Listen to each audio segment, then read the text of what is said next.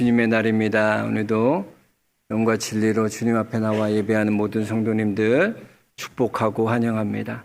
하나님께서 여러분 예배를 받아주시고 여러분들에게 한없는 은혜와 평강으로 여러분 삶에 충만히 채워주실 것을 믿습니다. 우리 옆 사람과 인사했으면 좋겠습니다. 잘 나오셨습니다. 예, 은혜 많이 받으십시오. 오랜만입니다. 잘 나오셨어요. 예, 감사합니다. 우리가 인생 살아가다 보면요, 우리의 잘못과는 상관없는, 그러니까 내 의도와는 전혀 상관없는 그런 고난과 마주하게 됩니다. 오늘 본문에 나오는 나면서부터 맹인된 사람은요, 태어나면서부터 자신의 한계를 가지고 태어난 사람이에요. 이것은 자신이 잘못하거나 의도해서 된 것이 아니라 그냥 주어진 고난이라는 거예요. 우리 인생도 마찬가지 아닙니까? 왜 나는 이런 집안에서 태어났어? 왜 우리 아버지는 이재용이 아닌 거야? 왜 나는 북한에서 태어났지? 어떤 사람은 미국에서 태어난 사람도 있고 어떤 사람은 북한에서. 떠보니까 내가 북한인 걸 어떻게 해? 태어나 보니까 나도 몰랐는데 내가 장애가 있네? 태어나 보니까 우리 엄마 아빠가 없어. 나는 고아야. 할머니가 나를 키우고 있어. 내가 원한 게 아니에요. 내 잘못 때문도 아닙니다. 그거와 상관없이 우리 인생에 그냥 주어진 그런 고난이 있다는 거예요. 우리 인생 가운데 여기서 아마 자유로우신 분은 아마 아무도 없을 겁니다. 우리가요, 아무리 이유를 찾으려고 해도 이유가 없는 그런 고난이 우리에게 찾아올 때가 있다는 겁니다. 그럼 이럴 때 어떻게 하십니까? 얼마나 고민되세요?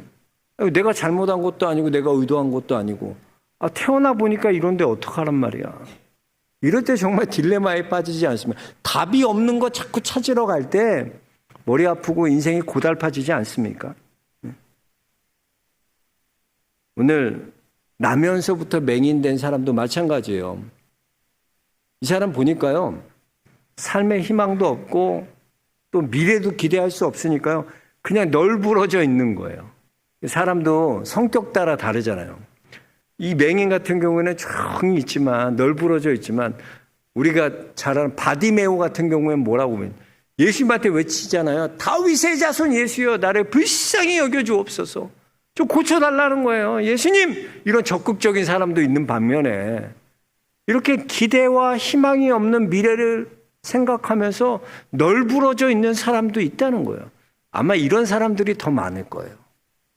우리 중에는 이런 사람들이 더 많을 거예요. 그런데 그에게 지금 예수님이 찾아오셨다는 거예요. 예수님 찾아오셨다. 우리 1절 말씀 다시 한번 같이 읽어보겠습니다. 1절입니다. 예수께서 길을 가실 때 날 때부터 맹인된 사람을 보신지라 그랬어요.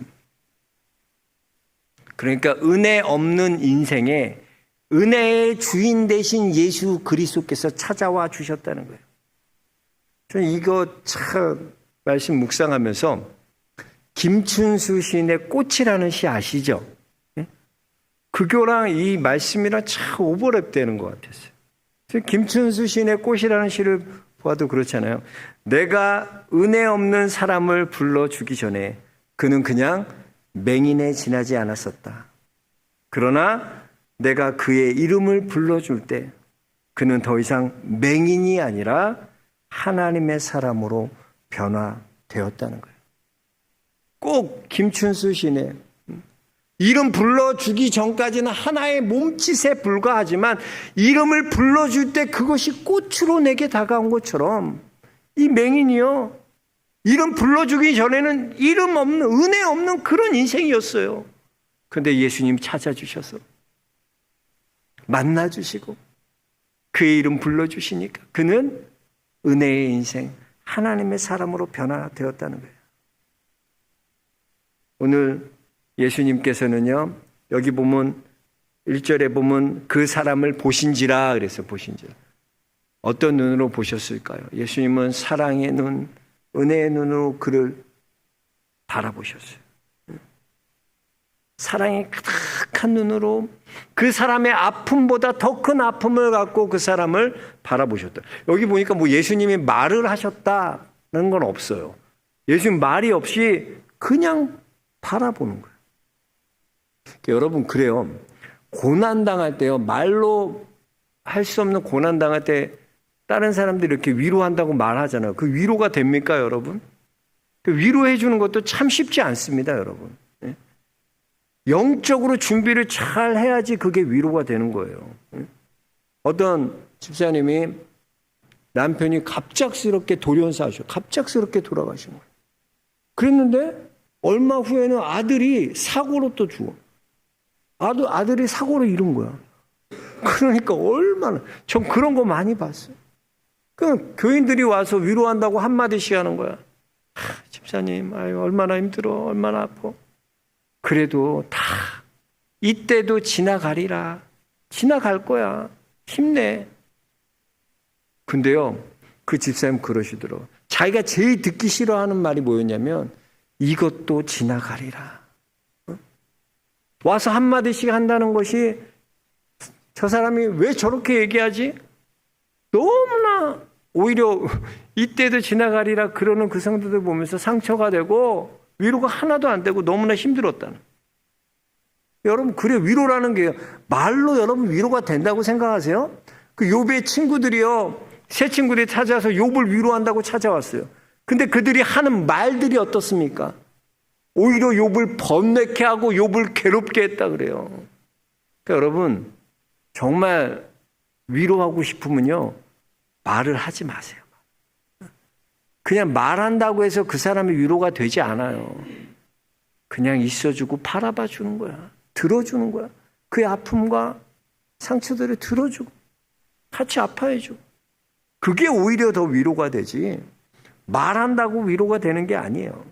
지금 제자들 보세요. 지금 고통 가운데 있는 이 맹인 앞에서 나면서부터 맹인된 자에게 뭘 하고 있습니까? 우리 2절 같이 읽어보겠습니다. 2절입니다.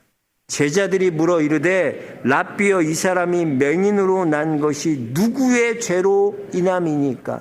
자기니까 그의 부모니까? 그러니까 이게 예의가 아니. 우리나라 같으면 이런 애들 진짜 부모 없는 자식이라고 막 욕했을 거야. 지금 고난받고 고통받고 있는 사람 앞에다 면전에다 대고 뭐 하고 있어요?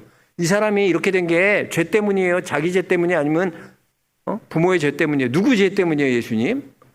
제자라는 것들이 이런 짓을 하고 있는 거야. 그게 이 사람의 전제는, 이 제자들의 보는 관점의 전제는 뭐예요? 죄라는 거죠, 죄. 이 병을 얻은 것, 나면서부터 못 보게 된 건 뭐 때문에 이렇게 된 거다? 죄 때문이야, 죄 때문에. 딴 거 아니야, 죄야, 죄. 근데 그게 네 죄 때문이냐? 아니면 부모 죄 때문에 이런 거 때문에. 그러니까 전제가 뭐예요? 잘못돼 있어요. 그러니까 질문도 할 수밖에 없는 거야. 그게 제자들이 보는 관점은 뭐예요? 이 사람을 죄의 관점으로 보니까 그 사람을 정죄하게 되고 판단하게 되고 죄의 결과물이 이거다라고 말하고 있는 거예요. 이들이 참 이해가 안 가는 게 예수님과 함께 다녔는데도 지금 뭐가 안 변하는 거예요, 계속. 그들의 눈은 안 변한 거야. 예수님과 똑같이 교회에 나와요. 이렇게 여러분이 교회 나오고 예수님 믿는다고 그래요. 근데 뭐가 자꾸 안 바뀌나? 눈이 안 바뀌어. 관점이 안 바뀌어. 지난주에도 제가 말씀드렸죠. 눈이 바뀌지 않는 거예요. 그래서 맨날 하나님 능력 주세요, 능력 달라고 구하는데 우리가 능력 달라기 전에 먼저 뭘 구해야 돼요? 주님, 나의 관점을 바꾸어 주옵소서. 내 눈이 예수님이 바라보는 것을 바라보게 하여 주옵소서. 우리의 눈이 변화돼야 돼요. 눈이 변화돼요.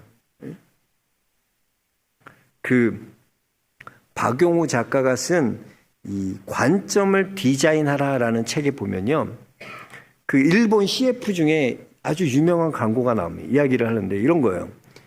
그 광고가 어떤 광고냐면 그 위스키 광고예요.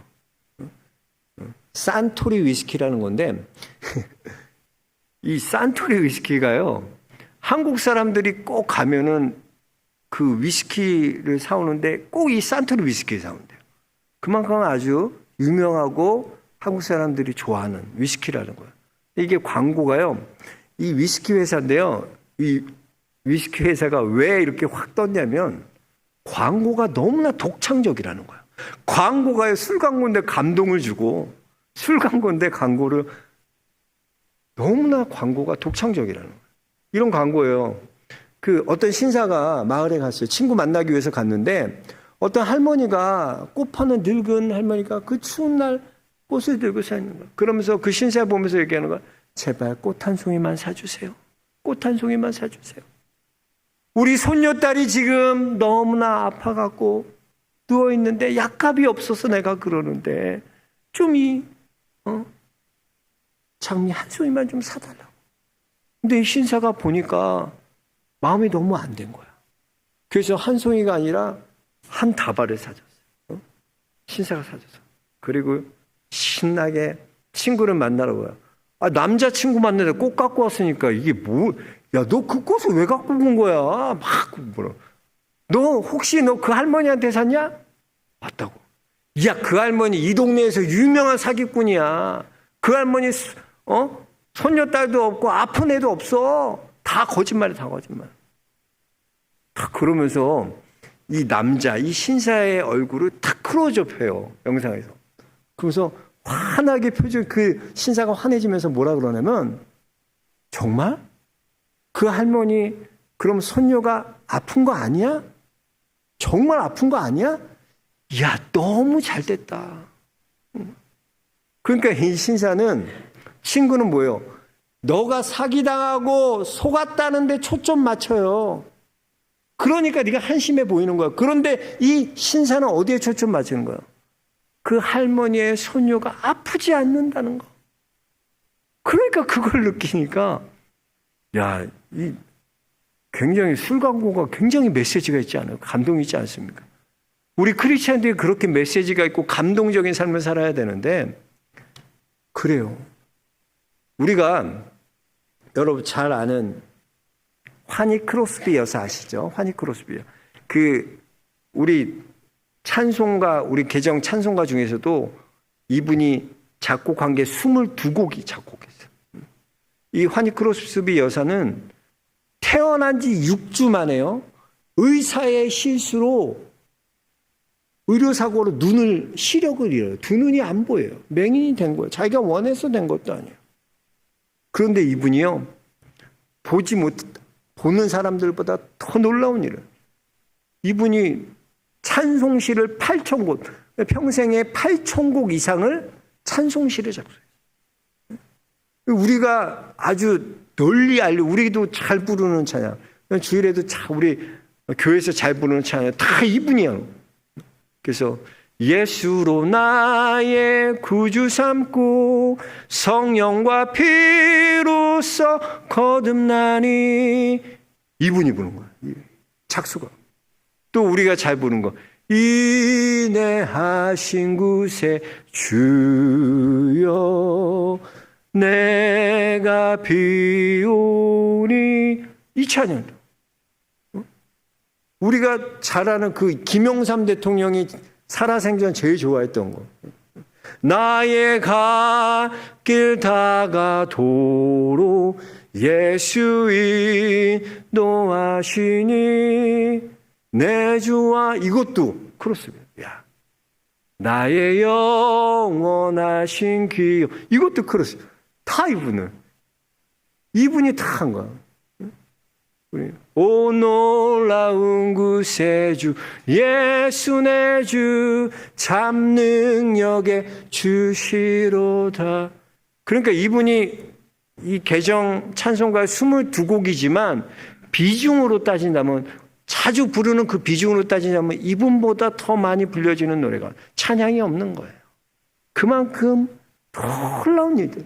눈이 보지 못하는데 6주 만에 장님이 됐는데, 맹인이 됐는데 8,000곡 이상을 쓴 거예요.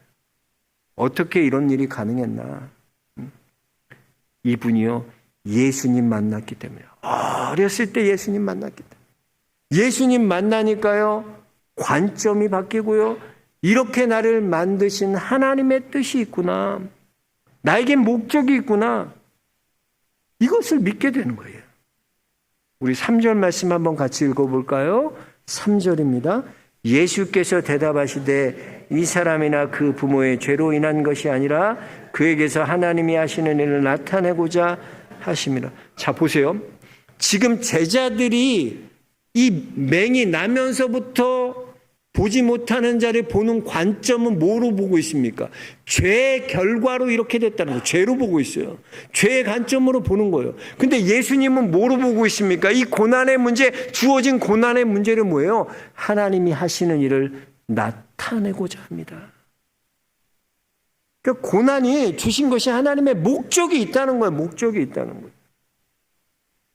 하나님께서 너를 통해 하나님 나타내고자 하시는 하나님의 뜻이 있기 때문에 넌 그냥 그런 존재가 아니라. 이것이 바로 우리 예수님의 시각이에요. 그 예전에 서울에서 이 반포, 서울 그러니까 그 서초동에 남서울교회라고 있었어요. 남서울교회. 그 남서울교회에 아주 유명한 여집사님이 계셨어요. 어떤 집사님이었냐면 이 집사님이 이제 재수생들인가 고3 학생들을 이렇게 모아놓고 성경 공부를 시작했는데 그 성경 공부가 너무나 인기가 많고 부흥하고 또 엄마들이 왜 고3 애들 그렇게 하냐면 애들이요 거기 가면 바뀌는 거야.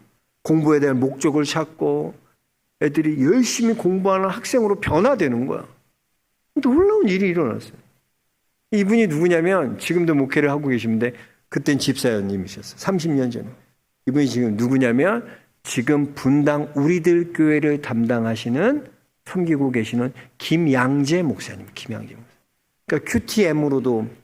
그러니까 큐티로도 얼마나 그분 큐티 들어보면 정말 삶을 다 오픈하고 이런 삶을 큐티로도 아주 굉장히 큐티로도 유명하고 또 많은 사람들에게 그 큐티를 전하고 계신 분인데요. 이분이 그랬다는 거예요. 집사님 때. 근데 이분이요. 서울대 음대 나오신 분이에요. 피아노과. 피아노 전공하신 분. 남편은요. 의사셨어요. 그러니까 강남에서도 솔직히 부럽지 않게 사셨어요.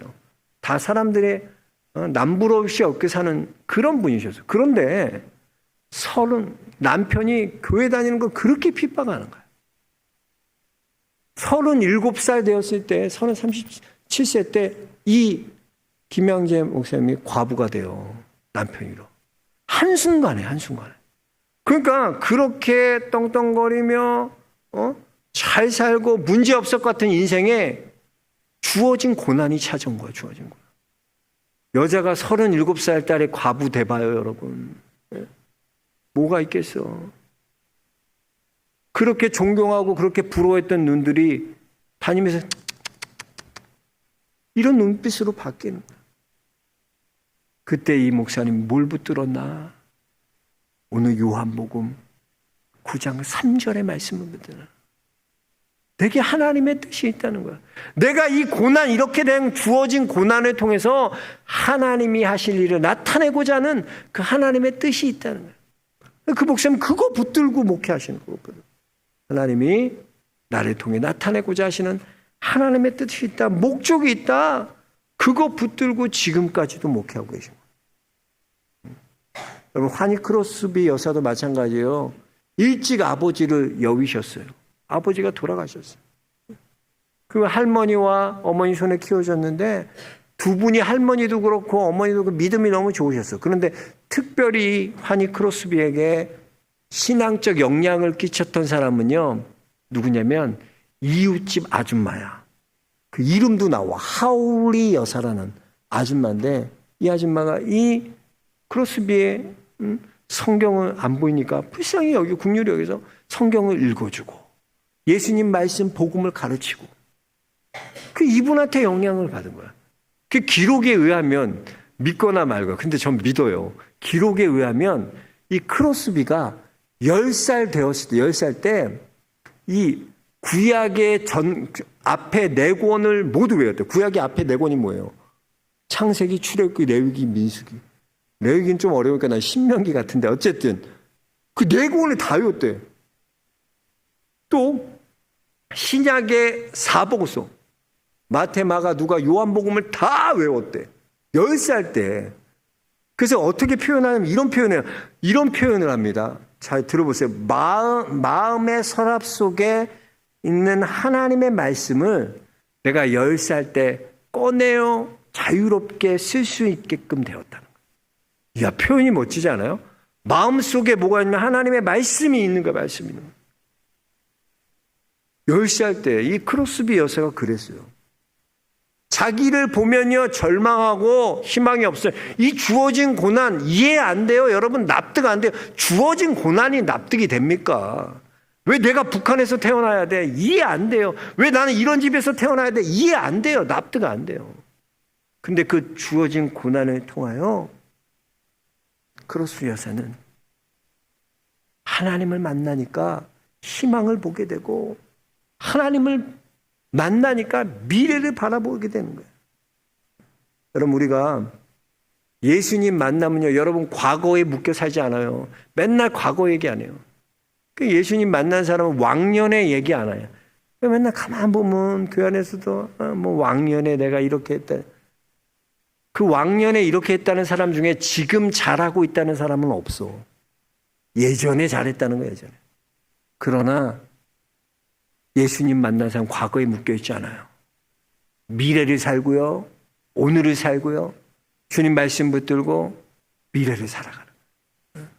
저는 우리 영락의 성도님들이 예수님 만나고 미래를 살아갈 수 있게 주의 이름으로 축복합니다. 주의 나를 향한 하나님의 뜻을 발견하고 그 주님의 나를 향한 그 뜻을 발견하고 믿음의 길 걸어갈 수 있는 우리 영락의 성도들 모두 되시길 주의 이름으로 축복합니다. 그리고 이렇게 예수님을 만난 사람은요 이제 더 이상 맹인의 삶을 살아가는 것이 아니라 사명자의 삶을 살아가게 되는 것입니다. 우리 5절부터 7절까지 말씀 한번 같이 읽어보겠습니다. 5절부터 7절입니다. 내가 세상에 있는 동안에는 세상의 빛이로라 이 말씀하시고 땅에 침을 뱉어 진흙을 이겨 그의 눈에 바르시고 이르시되 실로암 못에 가서 씻으라 하시니 실로암은 번역하면 보냄을 받았다는 뜻이라. 이에 가서 씻고 밝은 눈으로 왔더라 그랬어요. 예수님 만나고 난 이 나면서부터 맹인된 사람이요 놀랍게 변화받아요. 이 맹인을 고치는 방법을 한번 보세요. 예수님이 어떻게 고쳐요? 예? 땅에 침을 뱉어 진흙을 이겨서 눈에 바르셨다 그러셨어요. 우리는 좀 더럽게 보일지 모르지만 하나님께서 진흙을 통해 하신 일은요 성경에 딱 2번밖에 언급되지 않습니다. 하나님이 하신 것. 뭐 하셨을까요? 하나님께서 사람 만드시다 그래요. 사람을 빚으시고 하나님께서 그 사람의 코에 생기를 불어넣으시니 사람이 생명이 된지라 그랬어요. 그게 하나님이 하신 첫 번째 진흙 갖고 하신 일이야. 그럼 하나님이 또 진흙 갖고 하신 뭔가? 바로 예수님. 예수님 하나님이시라. 예수님이 진흙 가지고 침을 뱉어서 눈에 그리고 보내셨다. 이건 뭐냐? 하나님은요 사람을 창조하실 때 흙으로도 창조하셨어요. 이거는 하나님의 창조의 섭리를 말씀하고 있는 거예요. 나면서부터 맹인된 이 사람은 그냥 그런 존재로 살아가는 게 아니라 너는 하나님께서 창조하셨어. 너를 왜? 너를 하나님의 도구로 사용하시기 위해 하나님은 너를 창조하셨다. 그러니까 하나님께서 이 사람을 그냥 보내신 존재가 아니라 창조하신 거야. 그런 존재로 부르신다는 거예요. 여러분, 우리가 예수님 만나면요, 이게 깨달아지는 거예요. 그래서 예수님이 이 나면서 맹인된 사람 어디 가서 씻으라 그래요? 실로암 못 가서 씻으라 그래. 실로암의 뜻이 뭐예요? 보냄을 받았다는 거. 보냄 받았다는 거예요. 하나님으로부터 보냄을 받았다는. 너는 하나님으로부터 보냄을 받은 사명자야. 이거 알게 하시는 거야. 알게 하시는. 너는 그냥 맹인으로 살다가 주어진 고난 가운데 죽어가는 그런 존재로 내가 만든 게 아니라 너는 하나님의 창조하신 하나님이 보내신 그런 사명자야 라고 말씀해 주셔. 그래서 정말 이후에 보면 이 사람이 이 맹인이 눈 뜨고 어떻게 돼요? 복음을 증거하는 사명자로 살아요. 바리새인들에게 복음 전한다니까. 그래요. 눈을 나면서부터 맹인된 사람이 눈을 떴습니다. 근데 거기에 의미가 있는 게 아니라 이걸 통해 주님 말씀한 게 뭐예요? 너 그냥 그런 존재로 이 땅에 사는 사람이 아니라 너는 내가 보낸 자야. 사명자야. 그걸 깨닫게 하시는 거예요. 그게 눈이 확 떠지는 거야. 아, 하나님은 이 땅 가운데 나를 그렇게 부르신 거구나. 그냥 그런 존재로 살게 만드시지 않고 내게 사명이 있고 내게 보내신 목적이 있구나. 이게 깨달아져요. 누구 만나면? 예수님 만나면. 예수님 만나면 이게 깨달아지는 거예요. 그래서 이 환희 크로스비 여사 보세요. 그분이 고백하는 게 나는 83세가 내가 가장 큰 나의 전성기였다 그래. 그 후로도 12년을 더 사서 95세까지 사셨어. 12년을 더 왕성하게 하나님 사명 감당하신 거예요. 여러분 그래요. 하나님께서 여러분 이 땅에 보내셨다는 걸 믿습니까? 보내셨어요. 근데 어떤 자로 살아가냐? 하나님께서 하나님의 사명을 이루는 사명자로 살라고요. 여러분에게 시간을 주시고요. 물질을 주시고요. 고난을 주신 거예요. 그게 주어진 고난의 의미야. 이해가 안 되잖아요. 왜 난 이런 데서 태어났지? 왜 난 이 모양이야? 이해 안 될 때 많아. 납득 안 돼. 근데 그걸 통해 뭐예요? 주어진 고난 통해 사명하려는 거야. 사명. 예수님 만나고 예수님의 관점으로 보면 하나님 날 부르셨구나. 난 보냄받은 자다. 저는 우리 영락의 성도님들이 이걸 깨닫게 주의 이름으로 축복합니다. 여러분 그냥 보내진 자, 그냥 살라고 이 땅에 있는 자들 아니에요. 하나님이 보내신 자야. 사명을 위해 하나님께서 여러분 보내신 거예요. 이 땅 가운데 그 사명 붙들고 살아갈 수 있는 우리 영락의 성도들 모두 되시기 주의 이름으로 축원합니다. 하나님.